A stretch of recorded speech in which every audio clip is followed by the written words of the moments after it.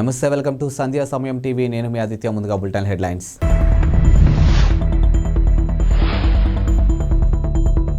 ప్రపంచవ్యాప్తంగా పెరుగుతున్న కరోనా కేసులు కారణం వెల్లడించిన WHO.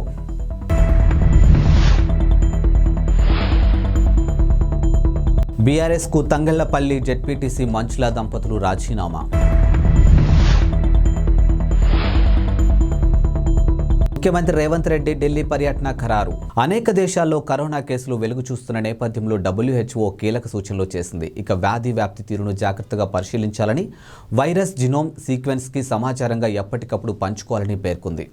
ఈ మేరకు WHO సాంకేతిక విభాగం చీఫ్ డాక్టర్ మరియా వాన్ కార్కోవా కీలక వీడియో సందేశం విడుదల చేశారు. ఇక ప్రపంచవ్యాప్తంగా ఊపిరితిత్తులు సంబంధిత ఇన్ఫెక్షన్లు పెరుగుదల వెనుక కారణాలు డాక్టర్ కేర్కోవా వివరించారు. ఇక హాలిడే సీజన్, ప్రజలు పెద్ద ఎత్తున వేడుకల్లో పాల్గొనడం తదితర కారణాలతో కేసులు పెరుగుతున్నాయని పేర్కొన్నారు. ఇక కోవిడ్ వైరస్తో పాటు ఇన్ఫ్లుయెంజా, బ్యాక్టీరియా, ఇతర పలు రకాల వైరస్లు వ్యాప్తి చెందుతున్నాయని తెలియజేశారు. అసెంబ్లీ ఎన్నికల్లో పరాజయం పాలైనటువంటి బీఆర్ఎస్ను వీడేందుకు ఆ పార్టీ నాయకులు సిద్ధమవుతున్నట్లు ఇటీవలే తరచూ వార్తలు వినిపిస్తూ ఉన్నాయి. ఈ విషయంలో అధికార పార్టీ నాయకులతో మంతనాలు కూడా జరుగుతున్నట్టు ప్రచారం జరిగింది. మాజీ మంత్రి మల్లారెడ్డి వంటి నాయకులు కాంగ్రెస్కు మద్దతిస్తామని బాహాటంగానే ప్రకటించారు. ఇక తాజాగా రాజన్న సిరిసిల్ల జిల్లా తంగళ్లపల్లి మండల జెడ్పీటీసీ పుర్మాని మంచుల జిల్లా క్రికెట్ అసోసియేషన్ అధ్యక్షుడిగా ఉన్నటువంటి ఆమె భర్త పుర్మాని లింగారెడ్డి బీఆర్ఎస్కు టాటా చెప్పేశారు. ఇక నిన్న పార్టీకి రాజీనామా చేశారు. ఇక మంజుల 2 సార్లు తంగలంపల్లి జెడ్పీటీసీగా గెలుపొందారు. ఇక రాజీనామా అనంతరం మంజుల దంపతులు మాట్లాడుతూ పార్టీలో తమకు సరైన గుర్తింపు లభించడం లేదని, అందుకే రాజీనామా చేసినట్టు తెలిపారు. వీరిద్దరూ త్వరలోనే కాంగ్రెస్ పార్టీలో చేరబోతున్నట్టు ప్రచారం జరుగుతుంది. తెలంగాణ ముఖ్యమంత్రి రేవంత్ రెడ్డి ఢిల్లీ పర్యటన ఖరారైంది. ఈ నెల 17న ఆయన దేశ రాజధాని ఢిల్లీ వెళ్లనున్నారు. ఈ మేరకు ముఖ్యమంత్రి కార్యాలయం అధికారికంగా ప్రకటించింది. ఇక మంత్రివర్గ విస్తరణ గురించి హైకమాండ్తో ఆయన చర్చించనున్నారు. మంత్రివర్గ కసరత్తు ఇప్పటికే పూర్తయినట్టు తెలుస్తుంది. ఇక హోం, విద్య, సాంఘిక సంక్షేమ, మున్సిపల్ వంటి కీలక శాఖలు ఇంకా పెండింగ్లోనే ఉన్నాయి. నామినేటెడ్ పదవుల గురించి కూడా అధిష్టానంతో చర్చించే అవకాశం ఉంది. ఇక లోక్సభ ఎన్నికలను దృష్టిలో పెట్టుకుని పదవులు పంపిణీ జరుగుతున్నట్టు సమాచారం. రేవంత్ రెడ్డి ప్రభుత్వం కొలువు తీరాక డ్రగ్స్పై ప్రత్యేక దృష్టి సారించింది. ఇక మాదక ద్రవ్యాలు ఉక్కుపాదం మోపుతామని, తెలంగాణను డ్రగ్స్ రహిత రాష్ట్రంగా తీర్చిదిద్దామని, డ్రగ్స్తో దొరికితే ఎంతటి వారైనా వదిలిపెట్టేదే లేదని హెచ్చరించారు.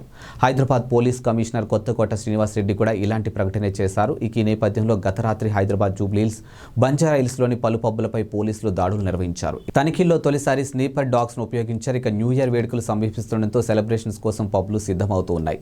వేడుకల్లో మాదక ద్రవ్యాలు, గంజాయి వంటి విస్తృతంగా ఉపయోగించే అవకాశం ఉందని, పెద్ద ఎత్తున వాటి క్రయ విక్రయాలు జరిగే అవకాశం ఉందని వచ్చిన సమాచారంతో జూబ్లీహిల్స్లోని రోడ్ నెంబర్ 10, 36, 45లోని పలు పబ్లో పోలీసులు తనిఖీలు నిర్వహించారు. ఇక తనిఖీలకు సంబంధించినటువంటి వివరాలను పోలీసులు త్వరలో వెల్లడించనున్నారు. టీడీపీ యువనేత నారా లోకేష్ చేపట్టిన యువగలం పాదయాత్ర నేటితో ముగియనుంది. ఇక విశాఖలోని శివాజీనగర్లో యాత్ర పరిసమాప్తం కానుంది. ఈ ఏడాది జనవరి 27న కుప్పంలో శ్రీ వరదరాజేశ్వర స్వామి పాదాల చెంతన ప్రారంభమైన యాత్ర 97 అసెంబ్లీ నియోజకవర్గాలు, 232 మండలాలు, 2028 గ్రామాల మీదుగా కొనసాగింది. ఇప్పటి వరకు 3032 కిలోమీటర్ల మేర పాదయాత్ర కొనసాగింది. ఇక 70 బహిరంగ సభల్లో లోకేష్ ప్రసంగించారు. ఇక చంద్రబాబు అరెస్టు నేపథ్యంలో పాదయాత్రకు 79వ రోజు పాటు తాత్కాలిక విరామాన్ని ఇచ్చారు. పాక్లో తలదాచుకుంటున్నటువంటి Mumbai underworld don Dawood Ibrahim ఆసుపత్రి పాలైనట్లు తెలుస్తుంది. ఇక విషప్రయోగం కారణంగా అతడి ఆరోగ్యం క్షీణించినట్టు వదంతులు బయలుదేరాయి. ఇక దావూద్ ఇబ్రహీం కరాచీ ఆసుపత్రిలో చేరినట్లు పాక్ జియో టీవీ పేర్కొంది. ఇక అతడిపై విషప్రయోగం జరిగినట్టు వ్యాపిస్తున్నటువంటి వదంతుల గురించి కూడా ప్రస్తావించింది. 1996లో ముంబై వరుస పేలులకు కారకుడైనటువంటి దావూద్ ఇబ్రహీం కరాచీలో తలదాచుకుంటున్న విషయం తెలిసిందే. ఇక పాక్ సాయంతో దావూద్ భారత్లో పాటు అంతర్జాతీయ దర్యాప్తు సంస్థలకు చిక్కకుండా తప్పించుకుని తిరుగుతూ ఉన్నాడు. ఇక 2003లో అతడిపై గ్లోబల్ టెర్రరిస్ట్గా ముద్ర పడింది. ఇక దావూద్ 1955లో మహారాష్ట్రలోని రత్నగిరి జిల్లాలో జన్మించాడు. ఆ తర్వాత కుటుంబంతో సహా ముంబైకి వలస వెళ్లాడు. 1970లో ముంబై అండర్ వరల్డ్లో అతడు అంచెలంచెలుగా ఎదిగాడు. క్రమక్రమంగా తన పరపతిని పెంచుకుంటూ వెళ్లాడు. ఇక కనీ విని ఎరుగని దారుణాలకు పాల్పడే అతడి గ్యాంగ్కు అప్పట్లో డి కంపెనీగా పేరు స్థిరపడింది. డాక్టర్ బిఆర్ అంబేద్కర్ కోనసీమ జిల్లాలో షాకింగ్ ఘటన వెలుగులోకి వచ్చింది. ఇక చికిత్స కోసం ఆసుపత్రికి వచ్చిన ఓ దళిత బాలికను నర్సు కాలితో తొక్కి పరీక్షిస్తూ అవమానించింది. జిల్లాలోని కాట్రేని కోనకు చెందినటువంటి నేలపాటి భాస్కర్రావు తన 10 ఏళ్ల మనవరాలు కాలు నొప్పితో బాధపడుతుంటూ ఆదివారం స్థానిక ప్రభుత్వ ఆరోగ్య కేంద్రానికి తీసుకుని వెళ్లాడు. అయితే అక్కడున్న నర్సు మణికుమారి మాత్రం చిన్నారి కాలును తన కాలితో తొక్కి పరీక్షించింది. ఇక చికిత్స ఏమీ చేయకుండానే అమలాపురం ఆసుపత్రికి తీసుకెళ్లమని సూచించింది. దీంతో భాస్కర్రావు నర్సుపై ఆగ్రహం వ్యక్తం చేశారు. ఇక రోగిని అవమానించినందుకు పై అధికారులకు ఫిర్యాదు చేస్తామని హెచ్చరించారు. దీంతో నర్సు క్షమాపణ చెప్పింది. కాగా సదరు నర్సు డిప్యుటేషన్పై తమ ఆసుపత్రిలో పనిచేస్తుందని ఆసుపత్రి వైద్యుడు నిఖిత తెలిపారు. ఇలాంటి సంఘటన సంఘటనలు మళ్లీ జరగకుండా చూస్తామని చెప్పారు. యువగలం పాదయాత్రను కొనసాగిస్తున్న టీడీపీ జాతీయ ప్రధాన కార్యదర్శి నారా లోకేష్ కుడి చేతికి ఆదివారం స్వల్ప గాయమైంది. అభిమానులకు అభివాదం చేస్తున్న సమయంలో ఓ వ్యక్తి లోకేష్ చేతిని అందుకొని బలంగా నొక్కడంతో ఈ గాయమైంది. చీలమండం నరంపై ఒత్తిడి పడడంతో స్వల్పంగా వాపు వచ్చింది. ఇక పాదయాత్ర పరవాడ మండలంలోకి ప్రవేశించిన సమయంలో ఈ ఘటన చోటు చేసుకుంది.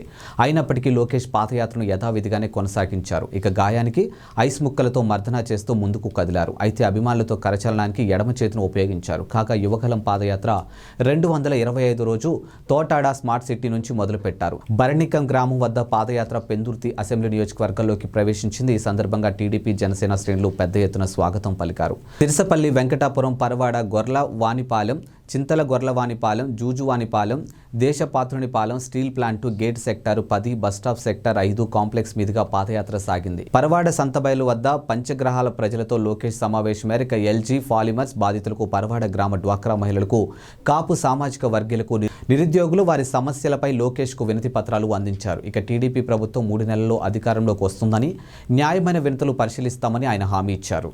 గాజాలో అతిపెద్ద సొరంగాన్ని గుర్తించామని ఇజ్రాయెల్ సైన్యం ఆదివారం ప్రకటించింది. ఇక సరిహద్దు వద్ద ఎరేజ్ క్రాసింగ్ కు 400 మీటర్ల దూరంలో దీన్ని గుర్తించినట్లు వెల్లడించింది. ఇక చిన్న వాహనాలు సునాయాసంగా ప్రయాణించేంత పెద్దదిగా ఈ సొరంగం ఉందని వివరించింది. ఈ సొరంగం నిర్మాణానికి కొన్నేళ్లు పట్టి ఉండొచ్చని, భారీగా నిధులు ఖర్చై ఉండొచ్చని ఇజ్రాయెల్ సైన్యం భావిస్తోంది. అక్టోబర్ 7న దాడుల సూత్రధారి హమస్ చీఫ్ సోదరుడు మహ్మద్ ఈ ప్రాజెక్టుకు నేతృత్వం వహించినట్లు సైన్యం వెల్లడించింది. ఈ సొరంగం తాలూకా వీడియోను కూడా ఇజ్రాయెల్ సైన్యం విడుదల చేసింది. సొరంగంలో భారీ ఎత్తున ఆయుధాలు కూడా లభ్యమయ్యాయని ఇజ్రాయెల్ అధికారులు తెలిపారు.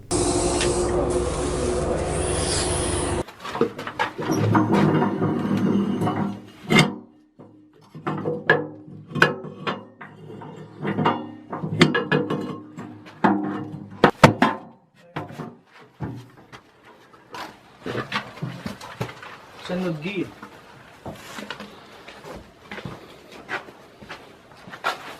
جميل الزوايا خلاص عادي ايش انا في ميه هنا يا جماعه هي هذه ميه نشفه اي لا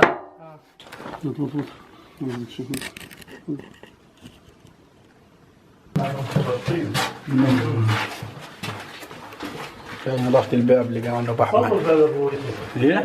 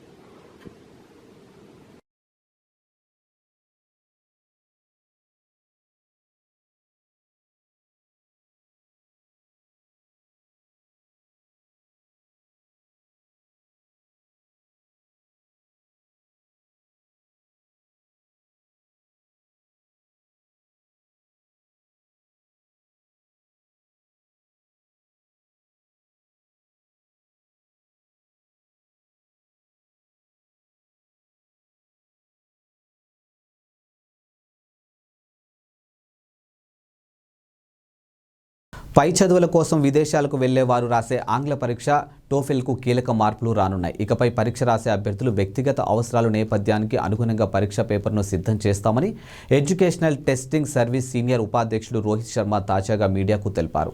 ఉదాహరణకు జర్మనీ భారత్ విద్యార్థులకు వారి పూర్వపరాపాలకు అనుగుణంగా వేరువేరు పరీక్షలు పేపర్లు ఉంటాయని వివరించారు. అభ్యర్థి చదవబోయే కోర్సుకు అనుగుణంగా కూడా మార్పులు ఉంటాయని వివరించారు. ఇక పరీక్షలో ఆర్టిఫిషియల్గా ఇంటెలిజెన్సీ సాంకేతికాలను ఉపయోగించుకుంటామని పేర్కొన్నారు. టీడీపీ అధినేత చంద్రబాబు హైదరాబాద్లో జనసేన పవన్ కళ్యాణ్ ఇంటికి రావడం రాజకీయ వర్గాల్లో చర్చాంశనీయంగానూ మారింది. ఈ భేటీపై జనసేన పార్టీ రాజకీయ వ్యవహారాల కమిటీ చైర్మన్ నాదెండ్ల మనోహర్ మీడియాకు వివరాలు తెలిపారు. పవన్ కళ్యాణ్, చంద్రబాబు వివిధ అంశాలపై 2.5 గంటల పాటు చర్చిస్తారని వెల్లడించారు. ఇక రాష్ట్ర ప్రజలకు మంచి భవిష్యత్తు అందించే దిశగా చర్చలు సాగాయని తెలిపారు. ఇక వైసీపీ విముక్త ఏపీ కోసం ఎలా కలిసి పనిచేయాలో చర్చించుకున్నట్లు నాదెండ్ల వివరించారు.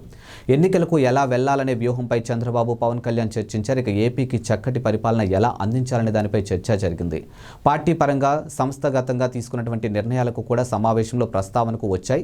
ఇక భవిష్యత్తులోనూ 2 పార్టీ శ్రేణులు ఐక్యంగా ముందుకు వెళతాయి. ఇక మిగతా విషయాలు త్వరలో వెల్లడిస్తామని నాదెండ్ల పేర్కొన్నారు.